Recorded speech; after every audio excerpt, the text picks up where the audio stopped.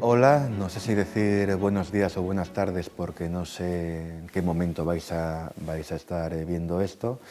Voy a presentarme, me llamo Miguel Barrero, soy escritor, fundamentalmente novelista, y en primer lugar quiero agradecer a la Embajada de España en Marruecos y a la Universidad Mohamed V de Rabat su amable invitación para participar en esta actividad.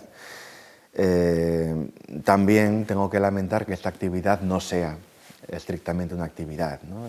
Mientras yo pronuncio estas palabras, las conexiones aéreas entre España y Marruecos están suspendidas, con lo cual no he podido viajar allí para estar con vosotros. Las circunstancias son las que son, el virus sigue haciendo de las suyas y bueno, pues ha impedido que esto fuese lo que originalmente iba a ser, ¿no? A mí me habría gustado estar allí, poder mantener con vosotros un debate, una conversación en dos direcciones, de manera que tanto vosotros como yo pudiésemos intercambiar opiniones y pareceres. Pero ya que no puede ser, en España tenemos un dicho que dice que hay que hacer de la necesidad virtud y se refiere a la capacidad para extraer algo bueno incluso en las circunstancias más adversas o más complicadas. Voy a intentar hacer eso, hacer de la necesidad virtud, porque además lo que pienso hacer tiene que ver tanto con el hecho de que esto que estamos haciendo, que estoy haciendo, sea lo que finalmente es, como con las razones que en primera instancia me han hecho estar aquí con vosotros virtualmente, ¿no? Voy a explicarlo brevemente. En el año 2019, la Agencia Española de Cooperación Internacional al Desarrollo, la ECID, me incluyó en el programa 10 de 30. Era una iniciativa encaminada a fomentar, a difundir la nueva literatura española en el exterior, ¿no? Yo formé parte de la primera promoción de ese programa, que tuvo luego otras dos promociones más, y se me encomendó la tarea de impartir dos talleres de escritura en Sudamérica, en Asunción, Paraguay, y Montevideo, Uruguay.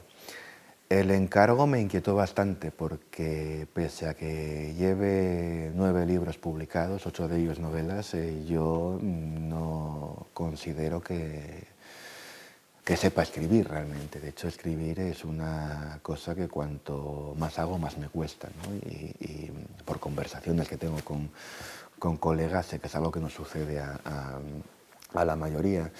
Y yo en concreto nunca sé cuando acabo un libro si voy a llegar a terminar otro, ¿no? Siempre me ha fascinado la gente que es capaz de concebir trilogías o tetralogías, porque yo soy incapaz de pensar más allá del libro que estoy escribiendo. El encargo me inquietó por eso, porque no me consideraba capacitado para enseñar a nadie cómo se debe escribir, y me acordaba con frecuencia de una anécdota del poeta chileno Nicanor Parra, al que le encargaron una vez esto mismo, que diese un taller de escritura, y él llegó el primer día a la sala con un montón de libros bajo el brazo. Los asistentes estaban allí esperando ávidos su presencia, porque Nicanor Parra era una figura ya absolutamente respetada y respetable. Y él posó los libros y dijo: señores, ustedes me dirán qué hacemos porque yo no tengo ni idea. Y esa era básicamente la actitud con la que yo afronté aquel encargo, que me llegó en diciembre del 18 para acometerlo en septiembre del 19. Durante esos meses que transcurrieron desde que me comunicaron que estaba incluido en esa primera promoción hasta que viajé a Sudamérica para impartir los talleres, di muchas vueltas a cómo enfocarlos. Me resultaba difícil porque, aparte de lo que he dicho, siempre he tenido un cierto prejuicio hacia los talleres de escritura, no porque piense que no sirven, sino porque creo que no sirven para lo que mucha gente piensa que sirven, ¿no? Yo creo que los talleres son útiles para que un escritor adquiera hábitos, interiorice ciertas herramientas, aprenda a usarlas, alcance la capacidad de resolver problemas que la propia escritura plantea en el momento en que se desarrolla, pero creo que no dan pistas acerca de lo importante que es la escritura es la fase más epidérmica de un proceso mucho más complejo, muy íntimo, muy privado, muy solitario, que no creo que se pueda enseñar en un taller. De ahí que yo estoy convencido de que un taller de escritura puede ayudar a un escritor, que puede serlo aunque aún no haya escrito nada, puede tener dentro de sí esa vocación de coger un papel y un bolígrafo, un procesador de textos y ponerse a plasmar su visión del mundo. Pero también creo que nadie que no lo sea previamente, que no haya sentido esa pulsión, va a salir de un taller convertido en escritor. Una vez me preguntaron si el escritor nace o se hace. Yo no creo que nazca, pero sí creo que tiene que ocurrir algo para que se vaya haciendo, ¿no? Algo muy, muy personal y muy profundo. No es lo mismo escribir que redactar. Un taller puede enseñar a redactar de manera ordenada, pero no sé si puede enseñar a escribir con todas las connotaciones profundas que tiene el término. A esa complejidad, que era una cosa absolutamente personal, una percepción mía de lo que era o de lo que no podía ser o no podía llegar a ser un taller de escritura, se unía un problema puramente logístico. Se trataba de talleres de 2 sesiones, cada sesión duraba hora y media, con lo cual, al margen ya de para lo que sirviera o para lo que no, era muy poco tiempo para plantear cuestiones que pudieran ayudar a la gente que fuera a escribir o redactar de manera efectiva, ¿no? Por esa razón, por esa serie de condicionantes personales y objetivos también, decidí que los talleres tuvieran un carácter más... Perdona, esto es culpa mía. Vamos a retomar, ¿vale? Que estás un poco pillado. No cortes, cuando quieras. Bloque 1, parte 4. Por esa razón, por esa suma de condicionantes personales y dificultades o circunstancias objetivas, decidí que los talleres tuvieran un carácter más conceptual que técnico, ¿no? Que más que un lugar en el que se hablase de fórmulas para escribir, si es que el término fórmula se puede aplicar a la escritura, fuese un lugar en el que se reflexionara sobre la propia escritura, sobre lo que entraña el hecho de escribir y sobre las implicaciones que ese hecho ha tenido a lo largo de la historia. Fueron unas sesiones muy agradables en las que creo que mis alumnos aprendieron algo y desde luego yo aprendí mucho. Y creo que en general nos sirvieron a todos bastante. El lema que elegí para abordarlos fue el de la realidad de la ficción. Cuando desde la Embajada de España en Marruecos me contactaron para proponerme hacer unos talleres en Rabat con vosotros, cuando posteriormente esa idea inicial se vio sustituida por esta otra, se me ocurrió que era un buen lema porque ya que no puedo veros ni saber quiénes sois ni lo que hacéis y me tengo que dirigir a vosotros desde aquí, lo único que puedo hacer es trasladaros mi reflexión al respecto. Y por otro lugar, porque en realidad esto tiene bastante que ver con lo que quiero tratar, ¿no? Ya decimos que esto es una conferencia, cuando en realidad si lo fuera, yo estaría en una tarima o en una mesa y vosotros estaríais al otro lado viéndome y podríais preguntarme, refutarme, darme la razón, hacer lo que convinierais. Podríamos establecer después un debate sobre lo que yo diga. En realidad vosotros estáis viendo una grabación que yo hago días antes de llegar a vuestros ojos, una grabación que además no es reflejo fiel de la charla que estoy dando, sino que es el resultado de un montaje en el que se van combinando fragmentos que yo voy diciendo ante la cámara. Vosotros estáis imaginando, ficcionando sobre lo que yo hago aquí, del mismo modo que yo me imagino, os imagino, sin saber quiénes sois, delante de mí para poder llevar a cabo esto, ¿no? Espero hacerlo de la manera más liviana posible, espero no aburriros mucho. Tengo aquí folios con anotaciones que he hecho, pero no quiero que sea una conferencia leída porque entiendo que puede ser muy pesado para vosotros. Quiero que tenga un aire bastante coloquial, que se vaya desarrollando a medida que fluye el propio pensamiento, y espero que como mínimo, resulte interesante.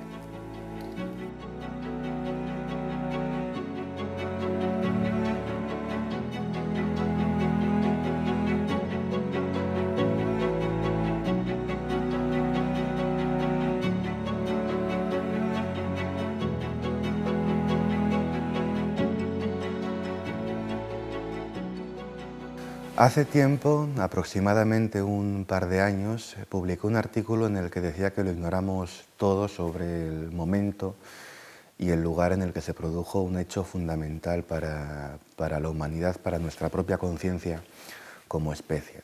Tuvo que ser en un tiempo muy remoto, hace miles de años.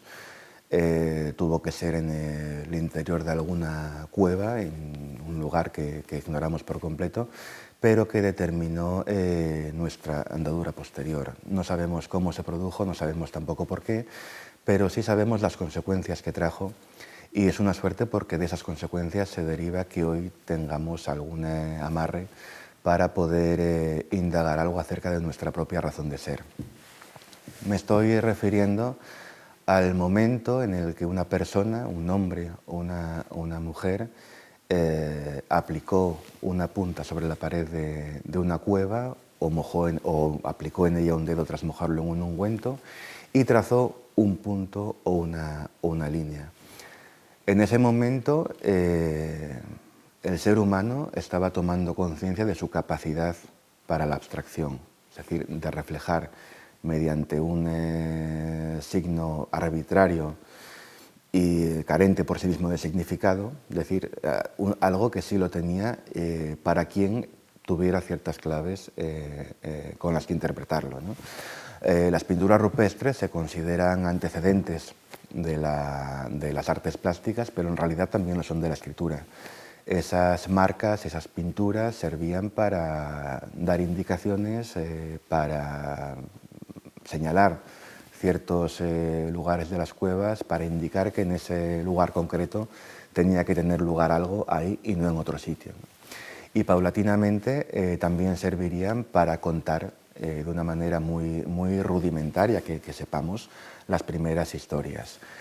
Ahora nos parece muy ordinario, muy cotidiano, muy normal, pero el hecho de que una persona descubriera que mediante la suma de ciertas líneas podía representar algo parecido a lo que veía en la realidad, es decir, podía ficcionalizar la realidad que veía en cuanto salía al exterior, fue un descubrimiento importante en tanto que el ser humano se descubre a sí mismo capaz de reformular lo que está hasta ese momento fuera de su alcance, ¿no? Lo que solo puede contemplar, puede recrear aquello que ve en el exterior.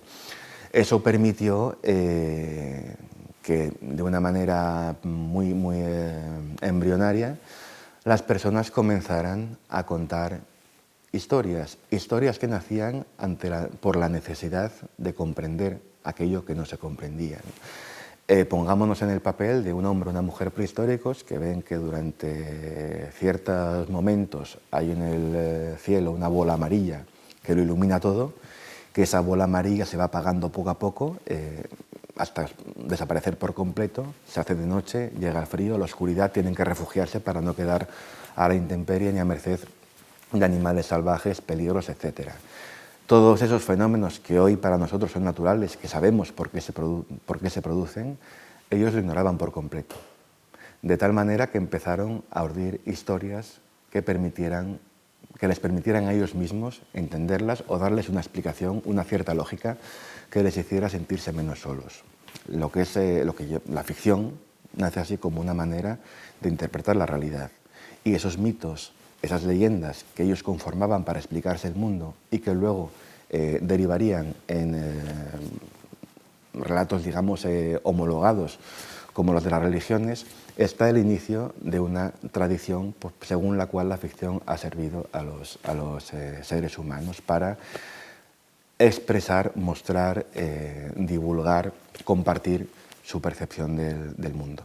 No solo es el fondo, también la forma. El propio lenguaje, tanto oral como escrito, es una forma de ficción. Los antecedentes de la escritura eran los llamados pictogramas, que eran dibujos que reproducían o imitaban una realidad para que quien lo estuviera delante supiese a qué se referían. Todo eso fue evolucionando hacia la generación de códigos complejos, que es lo que hoy son los idiomas, ¿no? Que son una cosa absolutamente subjetiva dentro de su colectividad. Si yo digo la palabra mesa, cada uno de vosotros imaginará o se formará la imagen de una mesa distinta en función de vuestra propia experiencia personal. Si yo os describo esta biblioteca en la que estoy y que vosotros solo veis por el ángulo que os muestra la cámara, seguramente os haréis una idea distinta de cómo es en realidad. Si yo mismo, que he estado aquí, cuando me vaya, recuerdo esta biblioteca, habrá detalles que se me olviden y que me omita, y otros que incorporaré por mi propia voluntad inconsciente, ¿no? Vivimos siempre instalados en una realidad que no es tal porque siempre está condicionada por otros factores, y a la hora de reflejarla, esa realidad también se ve matizada por esa abstracción, ese grado cero de ficción que sería la escritura. Pero todo esto viene al caso, por eso que hablábamos del empleo de un código, de un lenguaje para narrar o para expresar una determinada interpretación o una visión del mundo. La literatura en general, específicamente la novela, se nutre de eso, ¿no? De una fabulación consciente detrás de la cual se esconde una verdad. La ficción miente, pero no engaña. Es evidente que una historia ficticia no cuenta nada que haya sucedido realmente, pero tras ella sí existe una verdad que seguramente no podría ser formulada de otro modo, al menos no en los términos tan completos y tan complejos en los que se formula en la propia novela. El escritor Javier Cercas tiene una teoría que él llama la teoría del punto ciego, según la cual un libro, cualquier libro, tiene que como misión formular una pregunta compleja del modo más complejo posible. De modo que la respuesta a esa pregunta no esté en el libro, sino que sea el propio libro. Hay libros, los libros tienen que explicar por sí mismos cuál es la fuerza que los mueve, cuál es aquello que los instiga a existir. Y el lenguaje es el vehículo por el cual todo eso queda plasmado en unas pocas páginas y unos lomos, ¿no? Así, todas las novelas esconden de un modo u otro las preocupaciones o los intereses que en la realidad acechan a su autor. Y esto ocurre siempre, incluso en los casos más, vamos a decir, puramente evasivos, porque no hablar de lo que te preocupa también es una forma de contar lo que te preocupa, ¿no? Por poner un ejemplo de una escritora absolutamente ajena a cualquier, a priori, a cualquier vocación interpretativa del mundo, cuando Agatha Christie escribe sus novelas de misterio, novelas de puro divertimento, tras esas novelas subyacen los temas que a ella le inquietaban o la preocupaban, o que ella consideraba importantes para determinar el sentido de su propia época. Cuando Carmen Laforet nos cuenta en nada la historia de Andrea, nos relata la peripecia vital de un personaje inventado, pero a través de ese personaje y de su peripecia se van encadenando verdades que difícilmente iban a poder formularse de otra manera, ¿no? cuando Clarín en La Regenta nos cuenta las desventuras y los amoríos de Ana Ozores en ese triángulo amoroso entre Fermín de Pas y Álvaro Mesía, nos habla de una ciudad ficticia, de unos personajes que no existen, pero en ese microcosmos que él crea y que es absolutamente inventado, pone el foco en cuestiones de las que de otro modo sería imposible, sería muy difícil hablar con la claridad con la que se tratan a través de la ficción. De ahí nace el llamado pacto de verosimilitud, ese acuerdo no escrito entre el autor y el lector por el cual el lector asume desde la primera página de un libro que todo lo que se le cuenta a continuación es verdad o tiene que hacer como si fuese verdad, ¿no? Tiene que asumirlo como algo verosímil para poder entrar en la verdad que esconde la ficción del propio libro. Todas las historias ficticias esconden algo de la realidad del autor y de la realidad del tiempo en el que fueron escritas. Decía Balzac que la novela es la historia privada de las naciones, y es una frase que me parece muy acertada y muy definitoria del género. Incluso yo la haría extensiva a otros géneros como la poesía o el ensayo o el teatro, que también tienen que ver con esa historia privada. Frente al relato, vamos a decir, público, el que enumera listas de monarcas y da fechas de batallas y distribuye estadísticas demográficas, está la literatura para contar la vertiente íntima de esa realidad que la historia muestra, vamos a decir, desmenuzada en datos, ¿no? Es una realidad que queda oculta bajo el gran andamiaje histórico y a la que solo se puede acceder a través de la literatura. Si queremos saber lo que era la España del XIX, podemos acudir a cualquier libro de historia que nos cuente lo que pasó en ese siglo y cómo se articulaban las relaciones de poder, las sociales, etc. Pero si alguien quiere saber cómo era la España del XIX, cómo era la gente que vivía en esa época en España, qué le preocupaba, qué le inquietaba, qué sentía, cómo vivía, tendrá que acudir a las novelas de Galdós o de Pardo Bazán, que serán las que se lo cuenten, ¿no? Esto es extensivo en realidad a todo lo que llamamos cultura. Cuando hablamos de cultura, el término cultura en términos generales se refiere al conjunto de modos de vida y grados de conocimiento y desarrollo artístico e intelectual de una sociedad en un periodo concreto. Por resumirlo, nos llamamos cultura en términos cotidianos o diarios al conjunto de manifestaciones artísticas e intelectuales desarrolladas por el hombre y por las personas a lo largo de la historia y en nuestro momento. ¿Por qué? Porque esas manifestaciones que empezaron cuando aquella persona anónima dejó un signo en una cueva son las que han venido dejando memoria de nuestro paso por el mundo, la huella de nuestra existencia, lo que nos permite saber lo que ocupaba a nuestros antepasados y por extensión lo que nos permite darnos cuenta de que por mucho que cambien los tiempos, por mucho que cambien las épocas, las preocupaciones o las inquietudes del ser humano siempre son las mismas. Así pues, el ser humano se ve obligado a inventar, a ficcionar, a fabular, a recrear, incluso a mentir, podríamos decir, porque en el fondo era lo que hacía, pero mentir no es necesariamente engañar, o al menos no tiene por qué serlo siempre. Se vio forzado a hacerlo, como decía, desde el principio de los tiempos para intentar explicarse aquello que no entendía y que no podía discernir de ningún modo.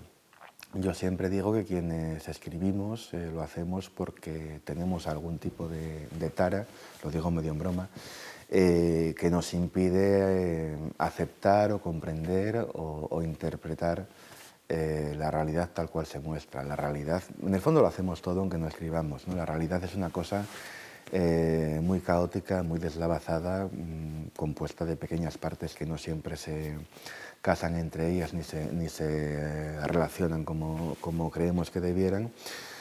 Y mentalmente todos construimos un andamiaje ficticio que es el que permite darle sentido a todo, ¿no? Eso lo hacemos ahora y lo hacían también aquellos primeros habitantes de la tierra que dejaban pinturas en las cuevas, lo hicieron quienes luego escribieron en pergaminos, en papiros y ya en papeles.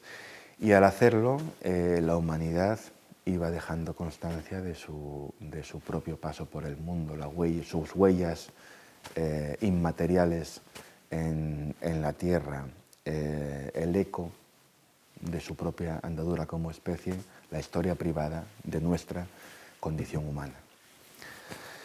De hecho, la que consideramos unánimemente la primera novela moderna de la historia, y quizás sea quedarse corto, porque yo siempre digo que es la primera novela moderna y la primera posmoderna, o al menos la primera y última novela moderna, en el sentido de que inventa, funda un género, lo desarrolla y lo lleva hasta sus últimas consecuencias.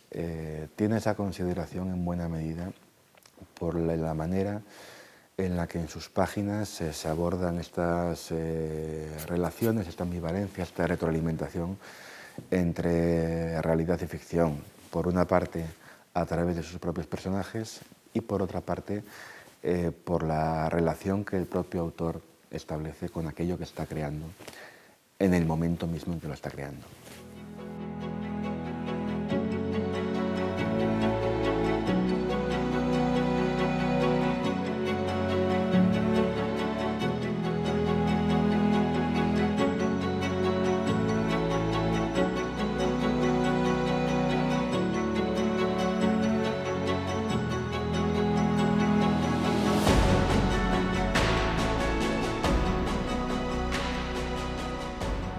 Yo tengo la teoría, que es una teoría muy personal y que no puedo demostrar de ninguna manera, es una teoría que se funda de manera muy arbitraria en mi propia experiencia como escritor, de que Cervantes empezó a escribir el Quijote sin tener ningún propósito especial. Hay que pensar que Cervantes en esa época, principios del siglo XVII, era un hombre de edad ya madura, rayana en la vejez, que además se encontraba cansado tras una vida muy complicada y que se sentía a sí mismo un escritor fracasado, ¿no? Él había intentado ser poeta, como él decía, yo que no tengo de poeta, me afano por tener de poeta la gracia que no me quiso dar el cielo.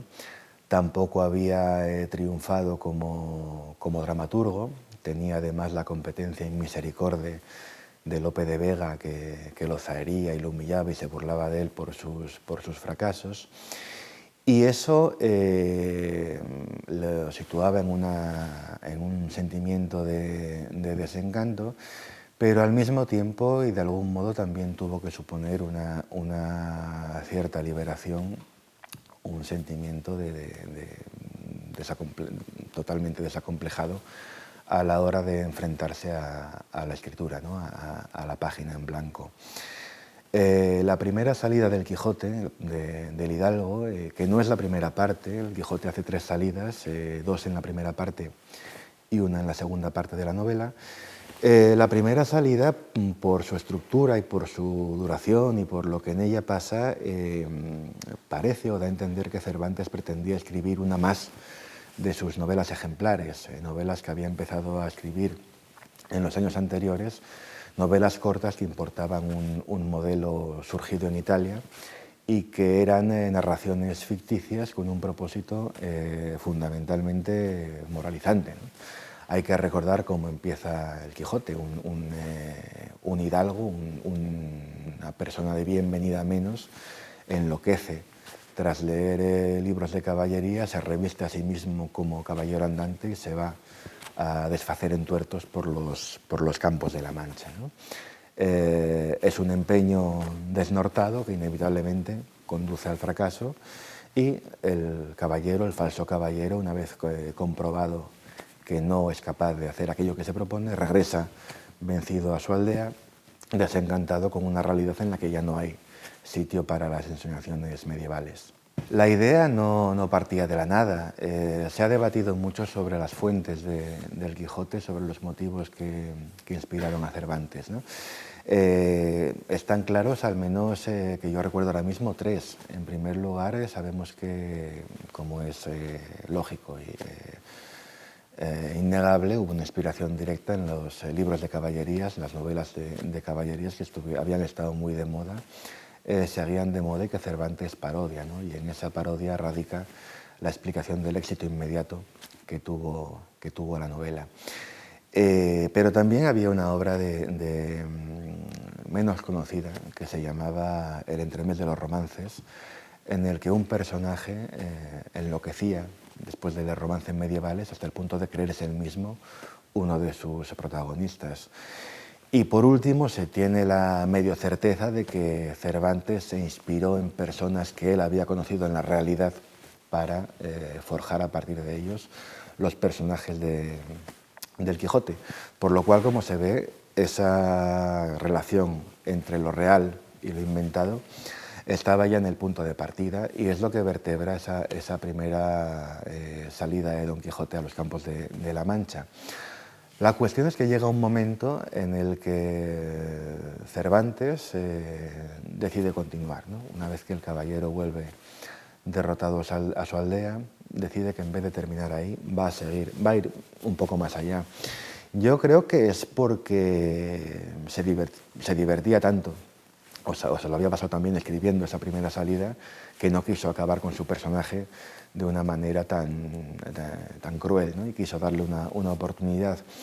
Pero también puede que inconscientemente se diera cuenta de las posibilidades que habría, ¿no? Cervantes, a partir de ese momento, a partir del inicio de la segunda salida, se entrega a un juego que sin reglas ni límites, que termina convirtiéndose en un hito de la cultura universal, porque a partir de ahí rompe con todo lo establecido en las normas, digamos, del género hasta el momento, y crea un nuevo canon en el que la realidad y la ficción comprenden que no tienen sentido la una sin la otra. El juego empieza en el capítulo 8, al final, cuando Cervantes se encuentra con un vizcaíno con el que empieza a librar una batalla. En el momento en que ambos se encaran, al final del capítulo, la acción queda en suspenso y el capítulo 9 se abre con el propio Cervantes contándonos que se encuentra en Toledo paseando por la judería. Es un hallazgo sorprendente porque el lector de repente deja de estar con Don Quijote para estar con su autor, ¿no? Que en ese momento nos cuenta además que la historia que ha venido contando no es cosa suya, sino que se trata de una historia que él encontró en unos documentos que estaban en su poder y que él simplemente ni siquiera transcribió, sino que recreó a su propia manera. Es decir, de memoria fue contando lo que él había leído. En el momento del combate con el vizcaíno se acababa ese documento y él no sabía cómo seguía. Y nos cuenta que es en Toledo, en ese paseo por la judería, donde se encuentra con un cartapacio con caracteres arábigos que le llama la atención y le pide a un morisco que pasa por allí que le traduzca algunos pasajes para saber de qué se trata, ¿no? Cuando el morisco hace esa traducción espontánea, descubre que esos papeles son la continuación de esa historia que él nos había estado contando y que se había quedado en suspenso. Y nos cuenta que el supuesto autor de esos supuestos papeles de los que él saca la historia del Quijote es un tal Cide Hamete Benengeli, un cronista morisco del que nadie sabe nada, ¿no? Es un hallazgo interesantísimo y es una prueba de la lucidez y el talento y la inspiración que en ese momento tuvo Cervantes para crear un juego de espejos por el cual lo que hasta entonces era una narración lineal pasa a tener muchos niveles, ¿no? Porque según el cual Cervantes pasa a transcribir la traducción que ese personaje morisco hace de los papeles de un Cide Hamete Benengeli, que a su vez estaría contando la historia de un caballero que habría existido en la realidad, bueno, o en la supuesta realidad en la que nos movemos, ¿no? Es decir, hay una realidad que es la del Alonso Quijano original, una primera ficción que es la que Cide Hamete urde a partir de esa experiencia real, una revisión de esa ficción a cargo del traductor que se ocupa de pasar al castellano las palabras de Cide Hamete y una posterior revisión de todo a cargo del propio Cervantes. Con lo cual estamos en 4 niveles que hacen que la realidad y la ficción se separen y se junten de una manera hasta entonces desconocida en el ámbito de la literatura universal. La audacia es absoluta y es casi equivalente a la de aquellos primeros humanos que grabaron en una cueva sus primeros signos, ¿no? El autor, Cervantes, sale de su propia creación no para mostrarse y reconocer que todo cuanto se nos contó hasta ahora era una ficción, desmontando de esa manera el pacto de verosimilitud que no saca a la luz en este caso la trampa, sino que la reconstruye para crear un trampantojo nuevo que pone en cuestión el mismo concepto de autoría al tiempo que remite al método de difusión original de las historias, es decir, de las ficciones, narraciones que circulaban de boca en boca para dar esa interpretación al mundo y que se amplificaban o simplificaban en función del narrador que las trasladara, ¿no? A partir de ese momento, el narrador del Quijote es un narrador tramposo porque no podemos saber cuánto de lo que nos cuenta obedece a la historia original, a la principal, o forma parte de su propia fabulación a partir de esa historia original o de la versión de la historia original que ha llegado a sus oídos. Hay además un segundo nivel en esa segunda salida, Don Quijote y su escudero, porque ya va acompañado de Sancho Panza, se van encontrando con personajes dentro de la realidad ficticia en la que se mueven y que se opondría a la realidad, a la supuesta realidad real en la que Cervantes encuentra el manuscrito en Toledo. En esa realidad ficticia, como digo, se van encontrando con personajes que a su manera incorporan sus propias ficciones a la novela, ¿no? Está el caso de los pastores de Sierra Morena, de Dorotea, Fernando, Lucinda y Cardenio, cuyos peripecias amorosas y vitales se funden con las de los protagonistas, dando lugar a episodios paralelos, y llega a haber incluso dos casos de novelas independientes que se intercalan en la de Don Quijote y Sancho. Una novela al estilo puramente italiano, como es la del Curioso Impertinente, que es una historia de infidelidades amorosas, y una segunda novela, que es la novela del cautivo, en la que Cervantes muy probablemente volcó buena parte de sus experiencias como preso en la temporada en la que estuvo en Argel, ¿no? Y el juego, no obstante, alcanza su nivel más exquisito en el asunto principal. Entonces, el que trata la locura de Don Quijote. Se ha debatido mucho sobre si realmente estaba loco Don Quijote. El Quijote se empezó a leer como una novela de humor, simplemente, y fue en Inglaterra, un siglo después de su publicación, donde por primera vez se hizo una interpretación que se alejaba de la lectura puramente humorística y se centraba en aspectos que hasta ese momento habían pasado inadvertidos en la novela, ¿no? Y uno de ellos tenía que ver con el propio análisis del personaje, sobre qué era lo que realmente movía a Don Quijote a echarse a los campos, si realmente estaba loco o era la suya una locura consciente y voluntaria. Bueno, el propio Cervantes da pistas suficientes durante toda la novela como para que sepamos qué era o qué pensaba él de su propio personaje. Pero acaso la más evidente sea una que señaló Gonzalo Torrente Ballester en un libro maravilloso que se titula El Quijote como juego, y que es muy difícil de encontrar, pero que recomiendo que leáis si tenéis ocasión. Y tiene lugar en el capítulo 25 de la primera parte, que es cuando Don Quijote y Sancho se encuentran en Sierra Morena, ¿no? Sancho Panza le pide permiso a Don Quijote para ausentarse unos días porque lleva mucho tiempo fuera de su casa y quiere ir a ver a su familia, a su mujer y a sus hijos. Y Don Quijote se lo concede. Pero le pide que, ya que va a regresar al pueblo, le lleve una carta de amor que él escribe a Dulcinea del Toboso, su supuesta amada, que está esperando a que vuelva de sus hazañas, ¿no? Don Quijote escribe allí mismo la carta, una carta encendida de amor ardiente, y la firma como el caballero de la triste figura. Sancho Panza le recuerda entonces que él acaba de perder a su burro y que Don Quijote prometió compensarlo por esa pérdida. Don Quijote en ese momento le escribe a su escudero un documento en forma de pagaré para que él lo presente a su sobrina a la sobrina de Alonso Quijano, y ésta, cuando lo reciba, le dé lo que allí se consigna, ¿no? Sancho Panza le pide que firme el documento, igual que ha firmado la carta de amor, y Don Quijote dice que no, que su rúbrica basta, ¿no? Hay una clave interesante porque si bien la carta de amor va dirigida a Dulcinea del Toboso, que es una mujer que no existe más que en la imaginación de Don Quijote, él firma esa carta como Don Quijote, como el personaje que encarna. En cambio, el pagaré, que tiene que ser un documento legal, que tiene que servir para que su escudero cobre aquello que en él se consigna, lo deja simplemente con su rúbrica para que sepan quienes lo lean que efectivamente él es no Don Quijote, sino Alonso Quijano, ¿no? En un momento de la novela, Don Quijote dice una frase, yo sé quién soy, que también es muy definitoria. Y otros episodios, como el de la batalla de los carneros, dan a entender que Don Quijote realmente es consciente de que lo que está haciendo no es más que una maniobra para evadirse de la realidad, no con el fin de sortearla, sino con el fin de mejorarla y a través de esa mejoría conferirle una lógica y un sentido.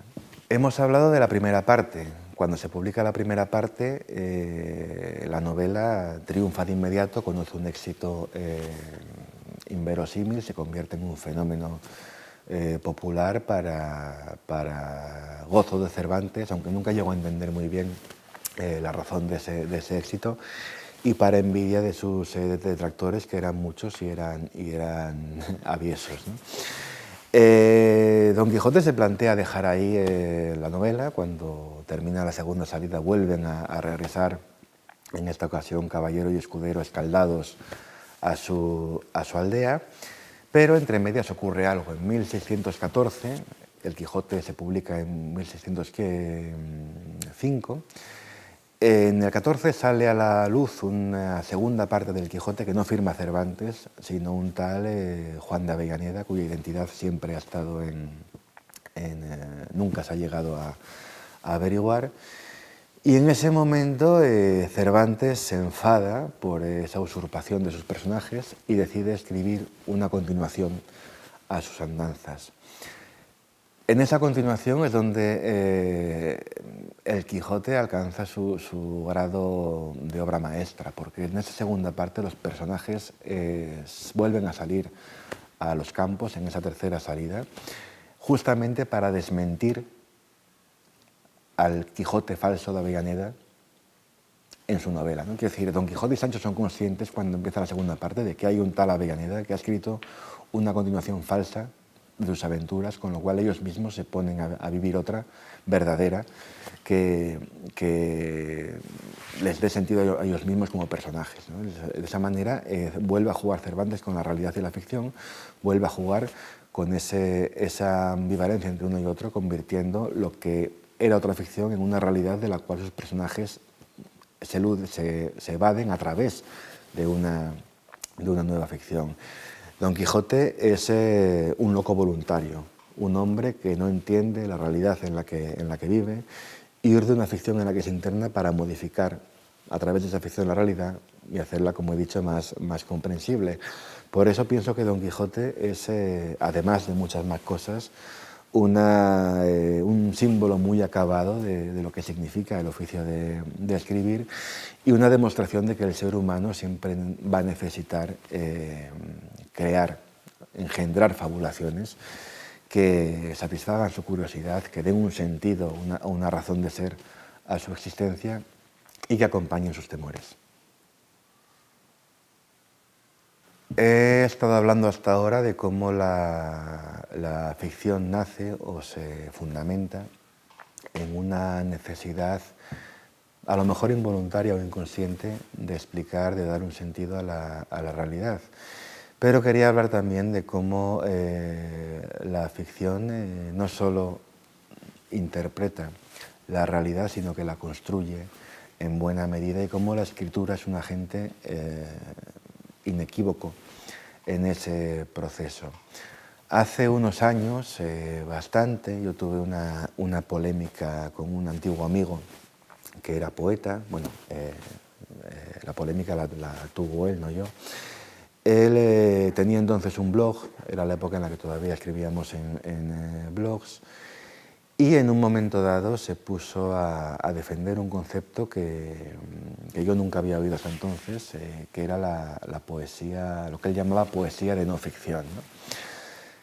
Era un término mal empleado porque se refería en realidad a la poesía autobiográfica, pero bueno, aceptando su etimología, su nomenclatura, él decía que la poesía de no ficción era aquella que se refería a experiencias reales vividas por su autor y que era la única poesía válida porque era una poesía de verdad frente a la que se fundamentaba en otras cuestiones que él calificaba como una poesía falsa o falsaria, ¿no?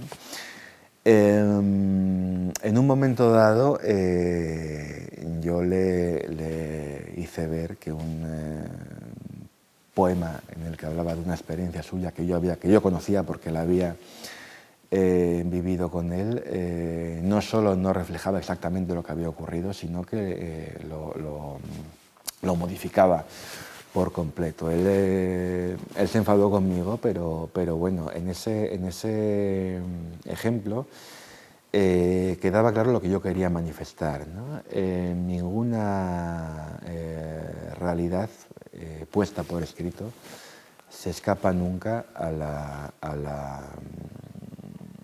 la fuerza de la ficción. En primer lugar, porque la vida es memoria.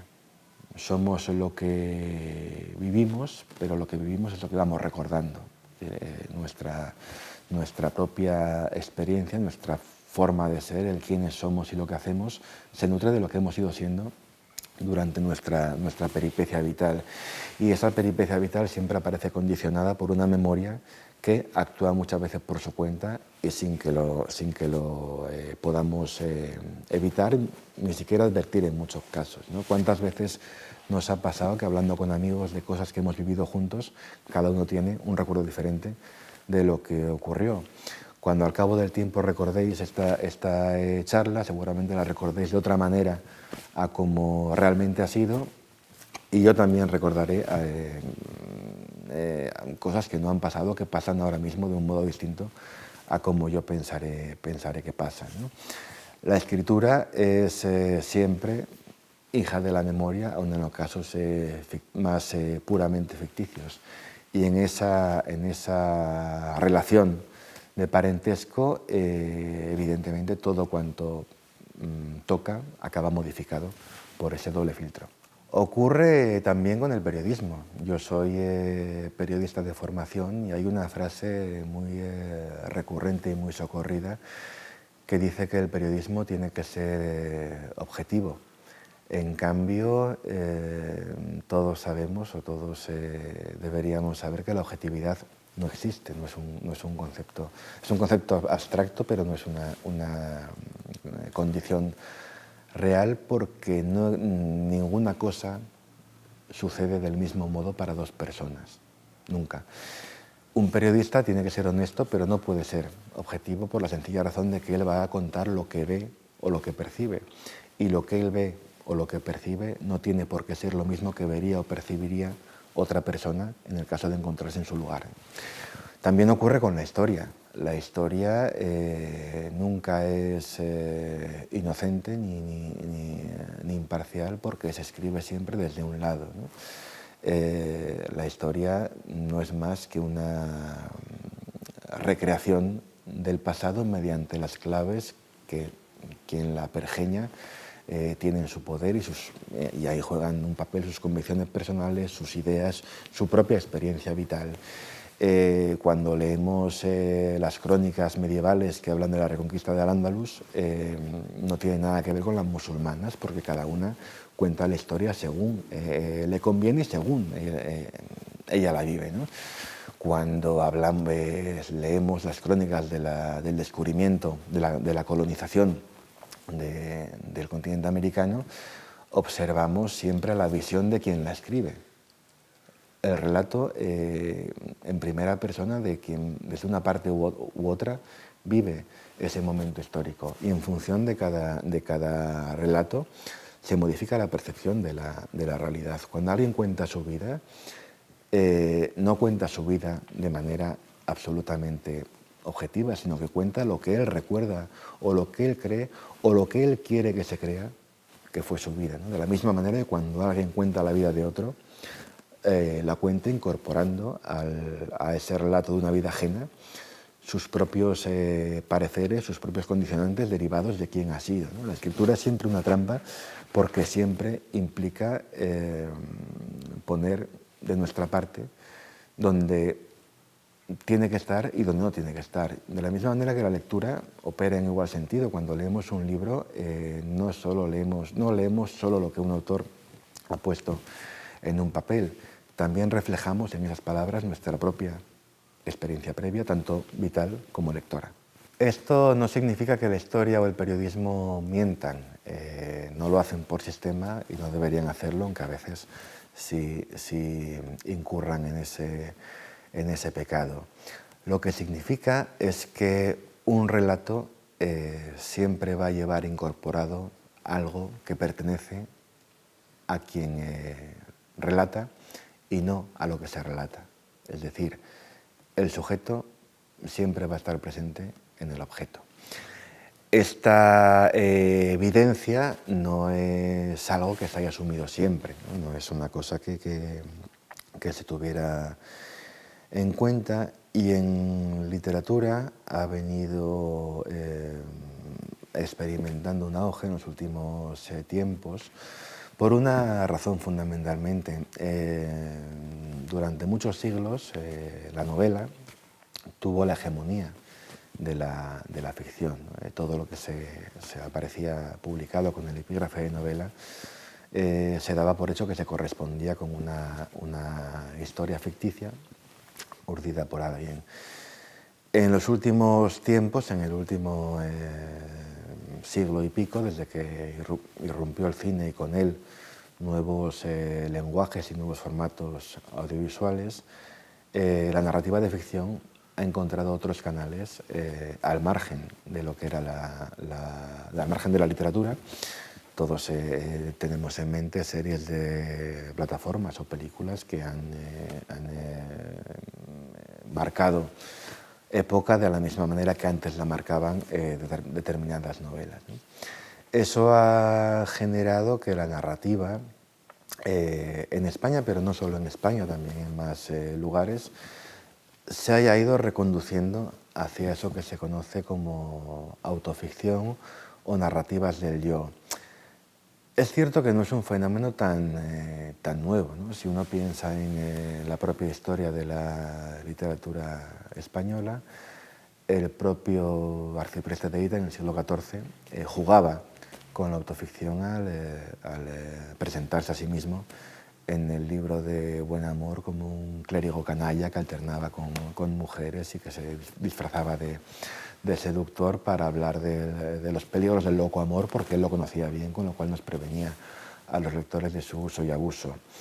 El Lazarillo, que es una obra anónima, aunque parece ser, según las últimas teorías, que pudo ser obra de Alfonso de Valdés, se presentó ante los lectores como una larga carta, que un tal Lázaro, pregonero en Toledo, escribía para que quien leyera se hiciera cargo de su situación actual, de las razones por las que había acabado siendo lo que era, ¿no? Esa novela que puede considerarse un antecedente de una autoficción por la que hemos transitado muchos autores españoles contemporáneos de mi generación, pero también anteriores, ¿no? Porque hay una forma de autoficción que en el fondo se soterra en la propia ficción, ¿no?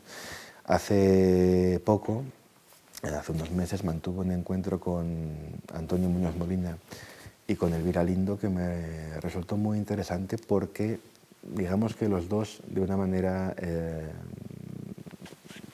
involuntaria o azarosa, han terminado por ejemplificar las formas de las que se puede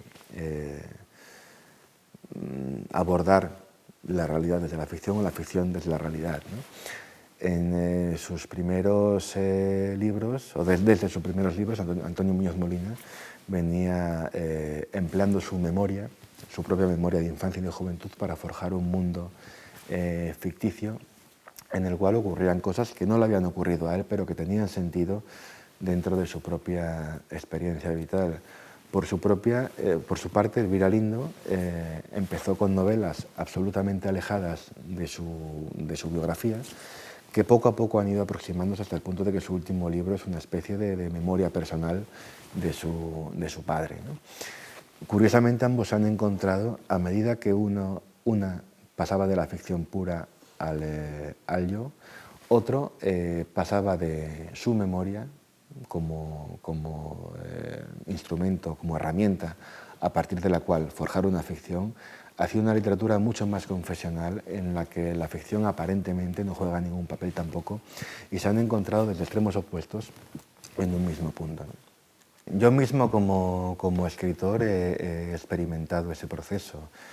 Mis primeras novelas partían de una ficcionalización pura o más o menos pura de experiencias propias o ajenas, pero que yo conocía de primera mano, de manera muy cercana. Y hasta mi cuarta novela no conseguí despojarme de esa digamos, obediencia a lo que se supone que es el canon para lanzarme a indagar por esos senderos del yo. Ocurrió además de una manera que me gusta recordar porque ejemplifica bien esas relaciones entre la realidad y la ficción que han venido, que he pretendido que vengan dándose a mostrar en esta charla, ¿no? Esta novela era una novela sobre mi adolescencia, y era una novela en la que yo asesinaba o suicidaba, digamos, a un amigo mío de entonces, ¿no? Hacía que este amigo mío se suicidara. Ese amigo mío vive todavía, vivía cuando la escribí. Él no supo nada hasta que yo acabé la novela y me lo encontré por la calle de manera absolutamente casual y le dije: mira, he escrito una novela que quiero que leas antes de que la publique. No voy a cambiar una sola palabra, pero quiero que tú la conozcas, y si te enfadas conmigo, que sea porque yo te la he dado y no porque tú has oído por ahí otras cosas, ¿no? Él se la llevó, la leyó y me dijo una frase que se me quedó siempre grabada porque me parece muy acertada, ¿no? Me dijo: ¿cuántas mentiras cuentas? Pero ¿qué razón tienes, ¿no? Me pareció una manera estupenda de dar a entender cómo muchas veces, o casi siempre, es la ficción la que termina por dar sentido a la verdad. De hecho, con esa novela pasó una cosa muy curiosa. Había partes de la novela que eran ficticias, partes que eran reales. Las que eran ficticias se leyeron como reales y las que eran reales se leían como ficticias, ¿no? En una ambivalencia que a mí no dejaba de asombrarme, pero que, bueno, fue, digamos que a partir de entonces reformuló o me hizo replantearme mi propia relación con la escritura.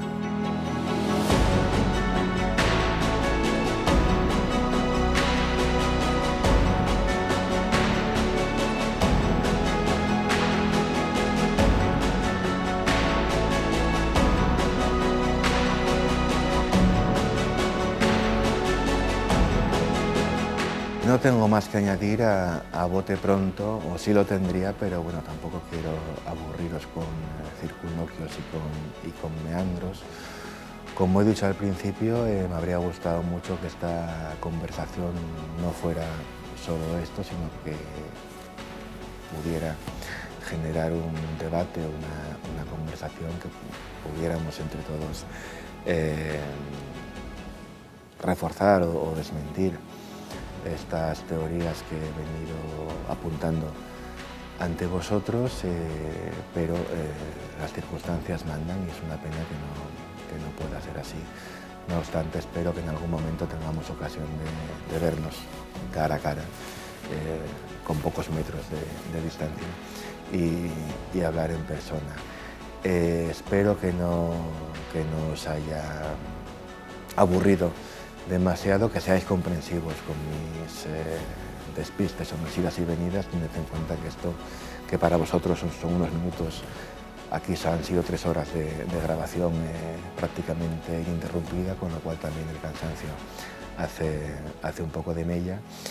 Quiero volver a agradecer a la Embajada de España en Marruecos y a la Universidad Mohamed V y sus facultades hispánicas la invitación, y si lo consideráis conveniente, estoy dispuesto a que os faciliten un canal para responder o para interactuar por vía virtual de la manera que no hemos podido hacerlo por vía presencial. Muchas gracias y un beso.